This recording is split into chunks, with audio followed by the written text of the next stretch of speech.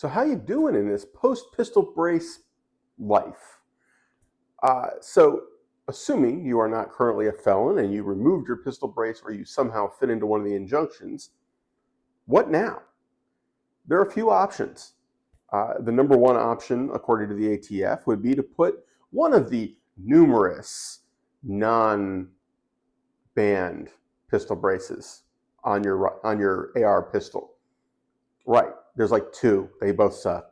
Nobody's doing that. Right. I haven't heard a single person go like, oh yeah, I'm going to buy XYZ and put that on. No.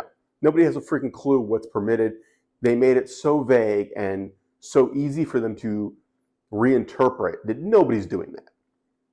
So we're throwing that one out the window. What's next? You could take the pistol brace you have and just wait and put it back on when the injunctions finally, turn into an outright dismissal of the whole thing. You could be waiting a while. It could be a few years, but certainly that is an option. You could just leave everything exactly as it is and wait. You could replace the buffer tube with a traditional pistol buffer tube and put the foam sleeve on there and have something resembling 1995. But, you do you. I'm personally not going to do anything to it. I'm going to just leave it bare. I normally run that in a completely different configuration, and I'm not worried about it.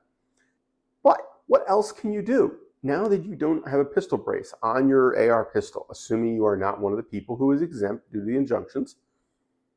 What else could you do to make your AR pistol easier to use, more convenient? Because that pistol brace sure goes a long way in certain areas. Number one, if you don't already have a receiver end plate with QD socket, now's the time. If you have not watched all my videos that talk about it, if you have watched none of the other videos other people have made that talk about it, well, a receiver end plate with a QD socket is how you know you're not a noob.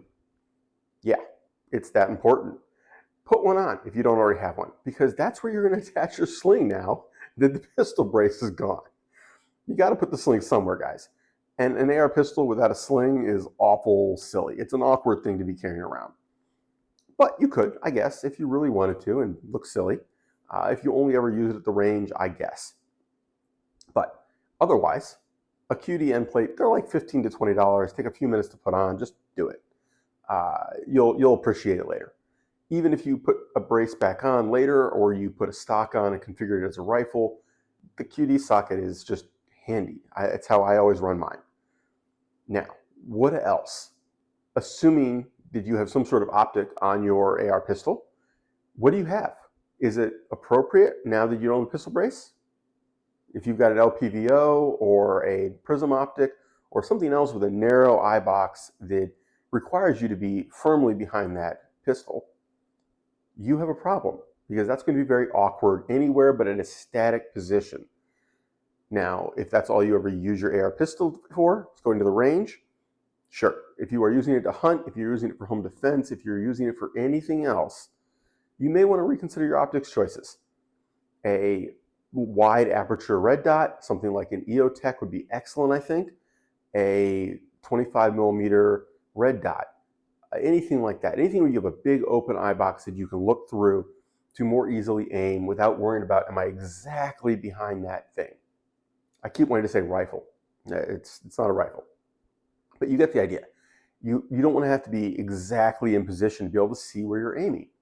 It'd be a pain, right? An LPVO is very handy when you can stabilize not a rifle, but you know what I mean.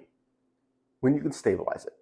If you can't stabilize it, if you can't lock yourself in behind it, yeah, something else has got to happen. Now, moving forward to that, what about the barrel? What about shortening that barrel up? Because you may have say a 12-inch, 12.5-inch, 5.56 upper. Now that's a popular upper length, particularly for AR pistols. But now that you don't have a brace on there, just saying, you could shorten that up a little bit, but you might want to change calibers, because 5.56 in a really short barrel is obnoxious. It's horrible. So say you do a 300 blackout. Shorten that barrel up 7.5, 8, 8.5 maybe. Could be cool, right? Put some sort of decent muzzle device on it, put your suppressor on there. Great. Works wonderfully. That is almost ideal. What about other options? I mean, it's a good time to play around with pistol caliber ones, right? Just saying. 10 millimeter, a lot of balls, a lot of oomph for a small little barrel. You can put a 5-inch barrel, 10 millimeter upper. Kind of neat, right? It's short, light, easy, a lot of ammo. That could be fun. 9 millimeter, keep it on a budget for ammo. Seems like that could be cool too. I'm not really that into the pistol caliber, pistol carbine size things, however you categorize them. That's just not my jam. But I gotta say, if you're not gonna have the brace and you're looking for something to do with an AR pistol other than just turn it into an AR rifle, they're all fun. They're a good thing to do with it. They're practical. It's a useful configuration without that brace. Now, other than that, I don't know. I think we're gonna have a few years before the court cases get through and end this. Now, otherwise, if you join, say, FPC, GOA, I don't know if the GOA one is retroactive. Like if you join now, does it apply? I honestly haven't looked yet. But the FPC one, if you join, you're covered, right? Here's the catch. The ATF agent arresting you at the range isn't going to care. That's not how it works. That's going to be your defense in court. It's not going to help you initially. If you shoot primarily on private land, if you are using it while hunting, if you're using it in other scenarios where that's really not a factor, great. If it is, you may want to consider staying in compliance, at least in public, even if you're covered under one of the injunctions. I think that, there's no need to rock the boat. There just isn't. We are going to win this. I'm 95% sure. There's always weird shit. It happens.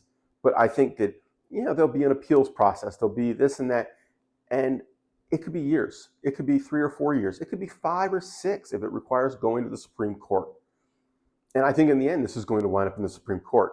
Maybe not specifically to get it nullified, but in the end, I think it will wind up there as attached to another case or something like that.